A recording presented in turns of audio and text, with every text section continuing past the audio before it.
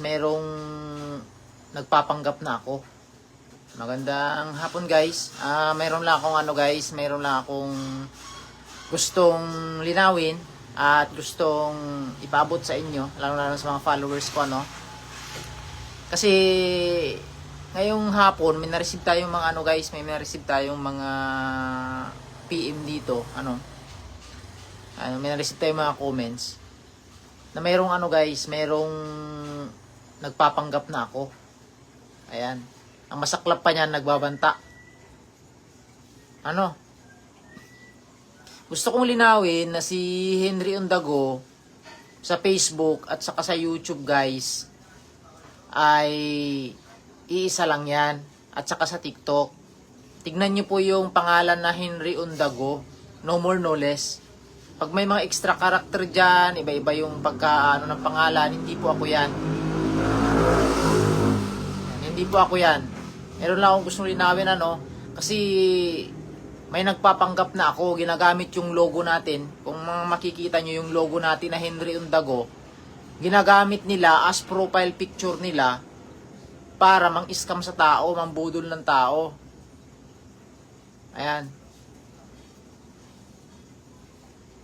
Pero salamat na rin blessings in disguise. Meron siguro itong meron itong nakaalitan guys na nagpapanggap na Henry Ondago. Ngayon, nag-comment siya doon sa isa sa mga share nating post sa ating page. Kaya nagulat ako. Sabi ko, hindi naman ako yan. Sabi ko, bakit ganyan? Someone is nagbabanta doon guys. Nako, hindi basta-basta to. Ang masaklap kasi nito, magugulat na lang tayo isang araw. Mayroon palang mga taong galit na sa atin, bigla na lang tayong dyan, o kung anong something gagawin nila sa atin. Hindi wala tayong kalam-alam. Ito, conversation nila ito sa guys, sa YouTube. Nagulat ako Henry Ondago yung pangalan, tapos yung logo, kinuha din yung logo natin, Henry Ondago. Ayan pakita ko sa inyo guys. Convo yan siguro sa YouTube ito, Kung makikita nyo, kung mapapansin yung logo dito, ng profile niya, yung profile logo natin, which is yung sa atin talaga. Tapos yung kinopya yung pangalan natin, pero kung papansinin nyo yung pangalan, may sa una, may sa sa last ng pangalan, mayroong nakasulat doon na extra character. Si Henry Ondago, walang extra character po yan, yung totoong Henry Ondago. Makakagulat naman ng ganito. Tapos pagbabantaan pa tayo ng ganito, i-expose daw tayo kung ano-anong mga Kaya nagulat ako guys. Ang masaklap kasi nito, baka isang araw, naglalakad ka na lang, bigla ka na lang dyan. Atakihin dyan.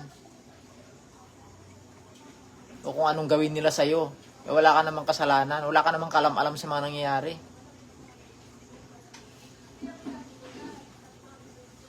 Ayan, gusto kong shout out to si Pogi for Life. Kung sino man to si Pogi for Life, kung sino man yung Henry Ondago nang i-scam sa'yo, hindi ako yan. Kumbaga, nasa maling nasa maling kahoy ka tumatahol, boy.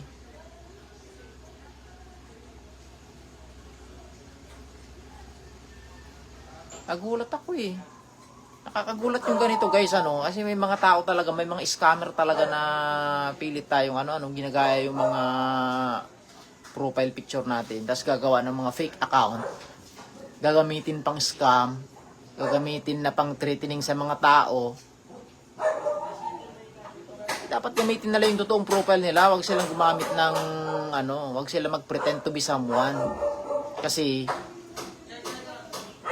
kawawa naman yung tao, na walang kalam-alam. Meron na palang mga kaaway dyan. Tingnan ko yung conversation nila dito, binabasa ko yung conversation nila dito guys Henry Ondago nga yung pangalan na nandito, pero may extra character siya na karugtong sa Henry Ondago. Pero yung logo ko yun Ako gumawa Ginawa niyang profile picture niya dun sa YouTube. Sa YouTube to guys Ang combo nila na ito YouTube to guys. Ayun ang aso. YouTube tong ano, combo nila to sa YouTube. Ayan, kung ano guys, before kayo maniwala sa kung sino-sino man yan na nagpe-pretend na Henry Undago, i-chat nyo ako sa page. Ayan, nandoon yung totoong Henry Undago. Hanapin yung totoong Henry Undago doon. Wag yung nagpretend lang na Henry Undago, ginamit yung profile picture. Maniniwala naman kayo. Nako, iwas-iwas kayo dyan sa ganyan. Mapapahamak kayo dyan guys. And then sa mga tao naman na na-scam nito, alamin nyo muna yung totoo bago nyo husgahan yung totoong Henry Undago.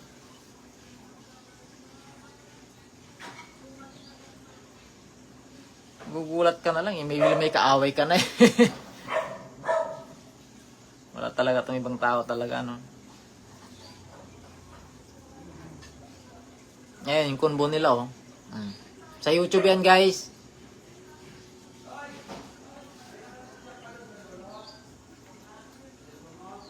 Nag-comment siya sa isa sa mga post ko doon sa isa sa mga post ko sa page. May share kasi ako doon na quote sa page. Nag-comment itong tao na ito. Pero papasalamat na rin ako sa tao na ito kasi dahil sa kanya, nalaman ko na meron pala nagpapanggap sa akin. Yan, shout out kay Pogi for Life. Salamat sa iyo kasi at least kahit papaano nalaman ko na may nagpe-pretend na ako.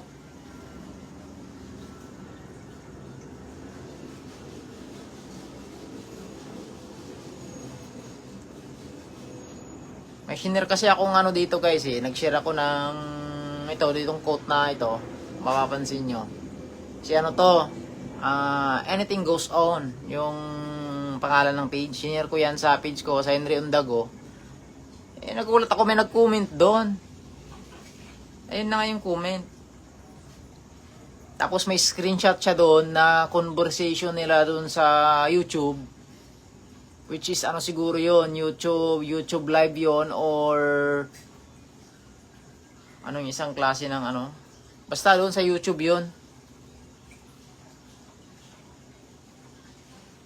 YouTube live yon or premiere. Meron silang mga palitan ng combo doon. Ang masaklap doon, yung nagpapanggap na ako, gamit yung pangalan na Henry Undago at gamit yung profile picture natin. Siyempre, yung mga nakalitan niya doon siguro sa combo na yon, dito sila pumunta sa akin. Hinanap nila ako sa Facebook. Dito sila pumunta sa akin sa Facebook. Hindi naman ako yun. So, yun lang guys. Yun lang yung at least malinaw at naipaliwanag ko dito sa page na mayroong mga tao na gumagamit ng pangalan natin at ginagamit yung logo natin para makapang-scam o mang-away ng tao kung ano pa dyan. Careful kayo sa mga ganon. Huwag kayo basta-basta maniwala. Lalo na pag yung Henry Undago, tignan nyo yung totoong Henry Undago na name. Kasi kung ano yung pangalan ko sa Facebook, pangalan ko sa YouTube, pangalan ko sa TikTok, isa lang yon. Same lang yun sila lahat. Walang mga special character doon.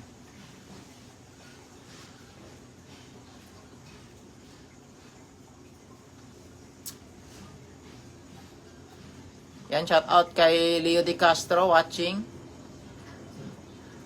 Habian is Lumabaw. Magandang hapon. Roderick De La Cruz. Kurt Scott Gumgom. Gumgom O. Yan. Magandang hapon. Bernadette Mendoza. Jennifer Ramos de Los Santos. Yan. Magandang hapon po sa inyong lahat. Yan guys, paulit-ulit kong sasabihin sa inyo to guys, walang Henry Undago. Nag-iisa lang yung Henry Undago. Nag-iisa lang yung page natin na Henry Undago. Facebook, YouTube, at saka sa TikTok. Pakita ko na lang sa inyo dito guys para at least malaman nyo,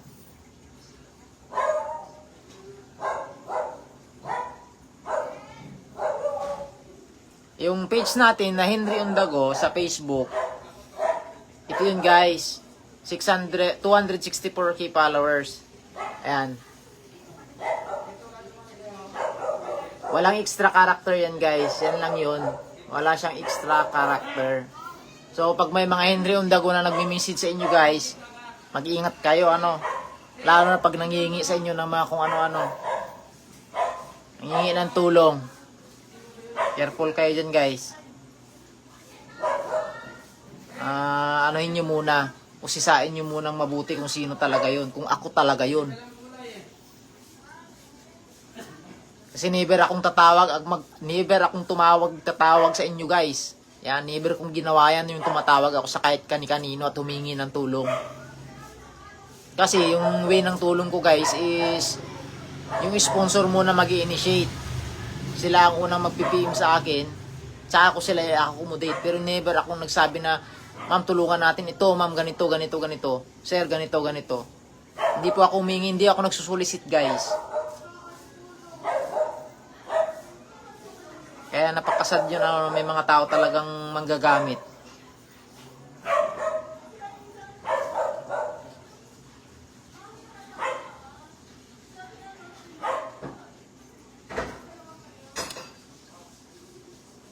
Tapos yung YouTube natin guys, mababa lang tayo sa YouTube. 5,790 plus lang tayo sa YouTube. Ito yung page natin sa YouTube guys. Ito yung ano natin sa YouTube oh. Tingnan nyo mabuti. Henry Ondago. Ayan yung YouTube natin. Walang ibang YouTube guys. Ito lang. Wala na akong ibang YouTube. Bukod maliban dito. Ito lang yung ating YouTube channel sa Henry Ondago. Wala nang ibang Henry Ondago. Ginamit nila yung logo natin guys.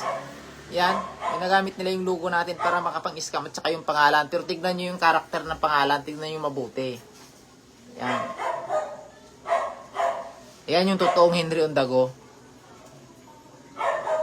So, ngayon papalitan ko yung logo ko muna for temporary. Pero kung sino man yung mga nang-scam na yan, yung mga nanggagaya sa atin, for sure, gagayahin lang din yan. I-screenshot lang din nila yung picture natin at saka ilalagay sa mga profile nila. Hindi naman tayo sikat para gayahin nila, no?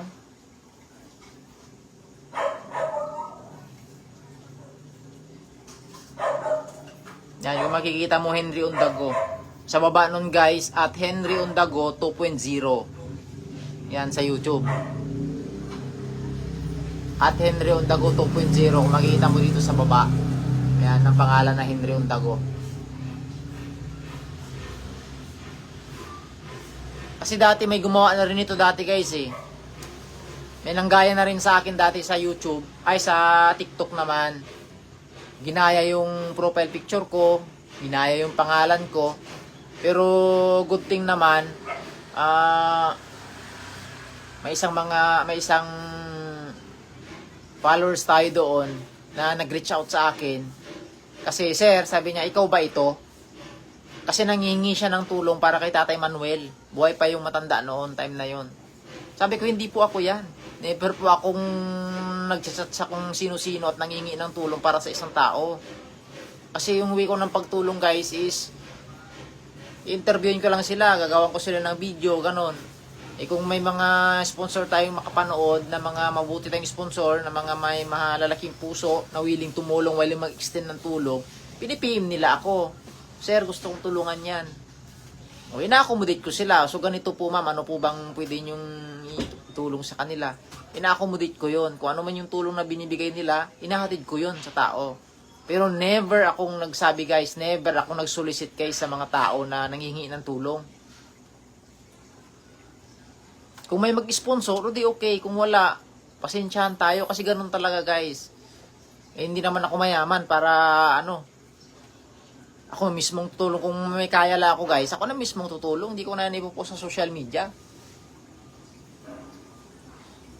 Ang masaklap kasi dyan, may mga tao kasi guys na nagpapanggap na ako.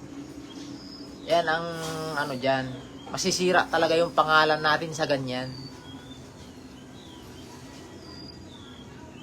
Kaya be careful kayo guys, ingat-ingat kayo sa mga pinapaniwalaan nyo, no? Bago nyo i-accommodate, bago nyo yung mga nagpipim sa inyo na nagpapanggap na ako, na Henry Ondago, alamin nyo muna eh. I-PM nyo ako dito sa page, screenshot nyo yung mga message niya. I-confirm nyo sa akin guys. Kasi ako never ko ginawa yan. Yan, paulit-ulit ako nagsasabi guys, never kong ginawa yan. Yung nangingi ng tulong na yan, Tsaka yung page natin, isa lang. Wala tayong ibang page. Dito naman sa TikTok guys, pakita ko sa inyo. Ganun lang din ganun lang din naman yung pangalan natin dito. Wala naman tayong ibang name. Henry Ondago pa rin. Wala nang special character yun guys. Henry Ondago lang. Tapos tignan nyo ha. Yung Henry, capital letter H. Yung On, capital letter O. Yung Da, capital letter T. At yung Go, capital letter G. Henry Ondago. Lahat ng mga ano doon, capital letter yung una. 208k followers tayo dun guys. Ayan o. Ito yung sa TikTok natin guys ha. Walang Henry Ondago, ito lang. Ito yung legit. Yan, yung mga pinakita ko yun, yung mga legit na page natin sa mga platform na yan, YouTube, TikTok, at saka Facebook. Yan yung mga legit guys. Pag may nag-PM sa inyo, nag-message sa inyo, iba yung logo, iba yung mga pangalan, hindi yan ako. Ito, ginawa ko tong live na to para sa awareness ng karamihan. Ayan. Para sa awareness guys, hindi po ako yan. Ma'am Sylvia Gloria Cabang, yan, magandang hapon. Lisel Lubrico Alagos, magandang hapon po. Yan, shout out kay Ma'am Mercy Guanzon Jose. Yan, magandang hapon po sa iyo ma'am. GR is watching, yan, magandang hapon po.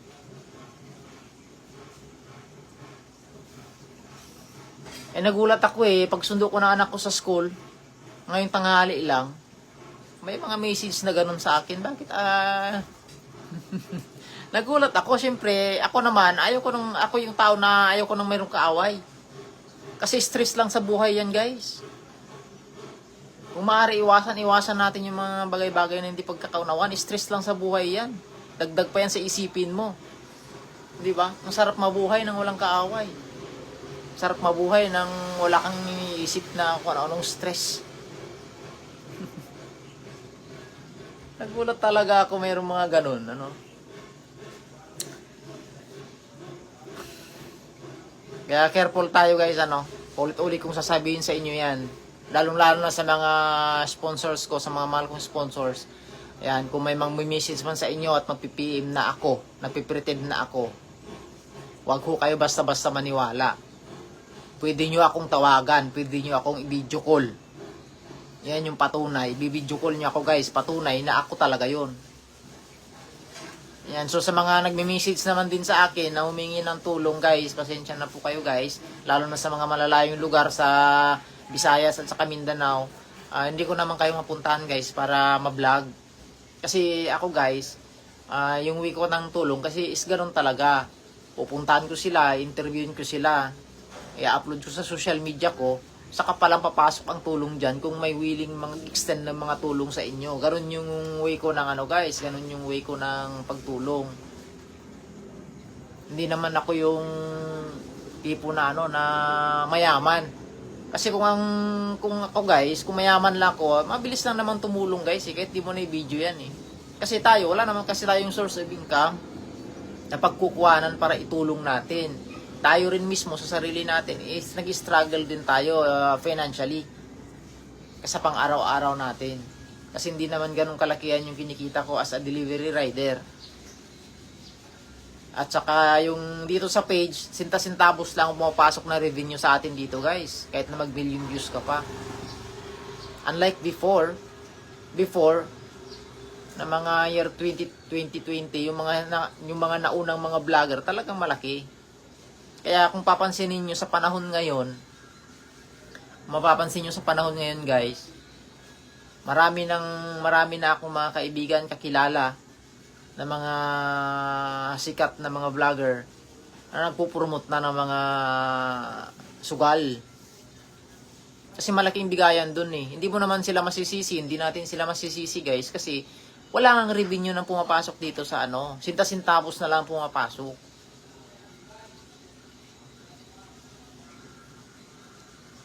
May nag-offer sa atin ng mga ganyan guys, pero hindi natin inano yan. Hindi ko kinakagat yung mga yan. May nagsabi pa nga ng mga followers natin, bakit ayaw mong tanggapin? tanggapin mo na yun. Tsaka mo yung kikitain mo dun, yun ang gagamitin mong pantulong.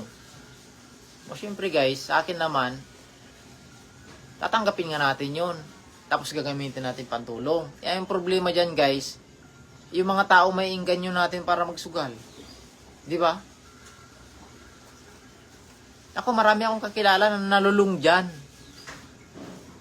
Nasira ang buhay dahil dyan.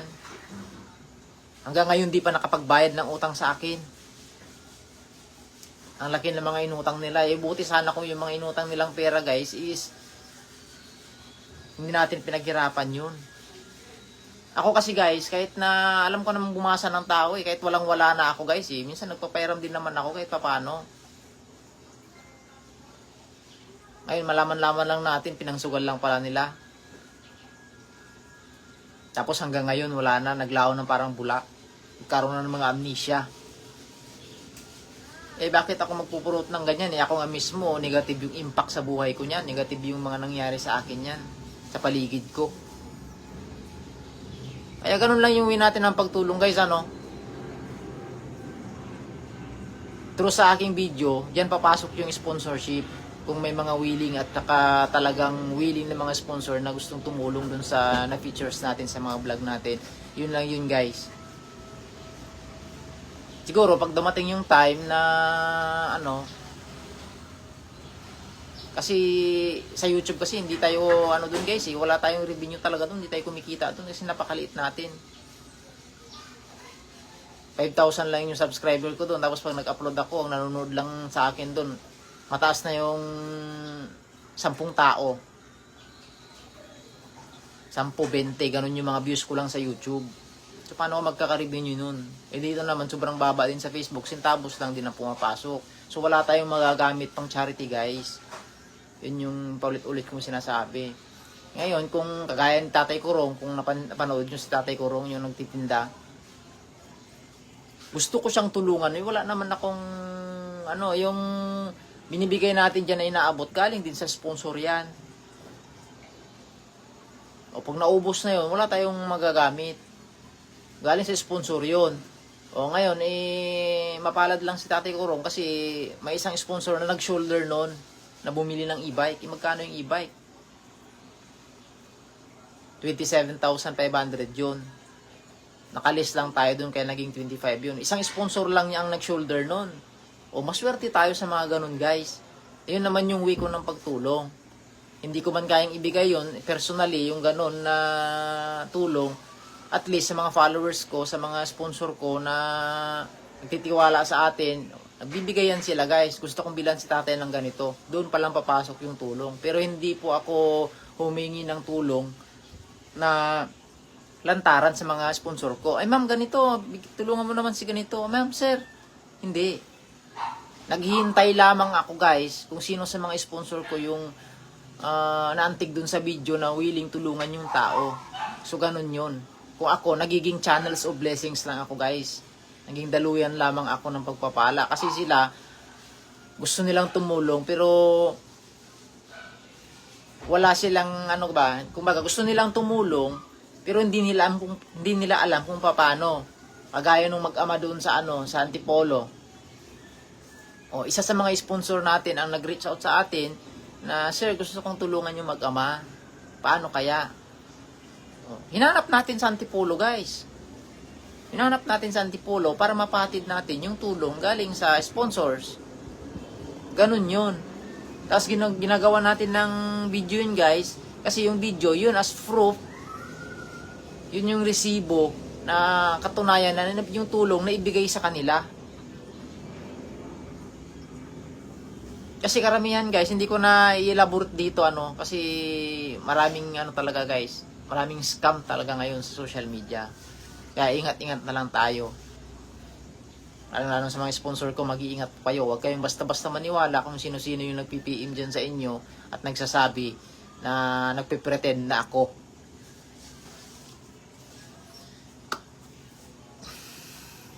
And guys, maraming salamat sa time at sa pakikinig. Short lang yung video natin. Gusto ko lang kayong i-inform talaga. Ayan. So kung may mangyari man sa akin guys, alam nyo na. Kasi mahirap yung ganun guys eh. Hindi natin alam kung sino yung mga pwedeng ano sa atin. Gulat ka na lang, isang araw bariling ka dyan. Hindi mo naman alam kung sino yun. Di ba? Wala ka namang ginawa sa tao na yun. Yung pala, may nagpanggap pala na ako. Tapos iniisip niya na ako talaga. Sa akin niya ibabaling yung galit niya. Mahirap yung ganun guys. Loni Shusi is watching. Yan, magandang hapon sa iyo, ma'am. Yan, Mary Christine Aligado Aquino is watching. So yan guys, yan, maraming salamat. In-inform ko lang talaga kayo. Kasi hindi ako mapakali. Baka magugulat na lang ako isang araw dyan. May mga kaso na pala ako dyan. Di ba? Kaya itong live ko na ito, proof ito guys na hindi ako ang mga yun. Tsaka yung mga tao naman guys, kung paano yung video ko na ito, alamin nyo muna kung totoo yun. I-video call nyo talaga kung siya talaga yun. Kung ako talaga yun. Doon lang kayo sa legit page natin guys. Legit page natin sa TikTok, Facebook, at saka sa YouTube. Aris Bermundo is watching. Yan.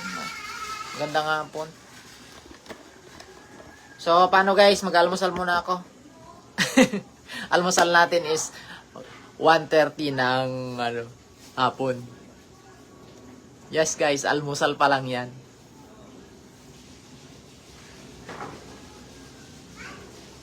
Kaya maraming salamat Mag-iingat kayo guys palagi. Yan po ulit kong sinabi, mag-iingat tayo palagi Yan. Tsaka always pray. Wala namang imposible sa Panginoon natin Kumbaga, sabi nga ni Lord, huwag kang gumanti sa iyong mga kaaway. Hayaan na natin si Lord ang magiganti para sa atin. Ayan. Cheeser Chen Paridog Abapo. Ayan, watching. Ayan, maraming salamat guys. And have a blessed Tuesday afternoon sa inyong lahat. God bless and bye-bye.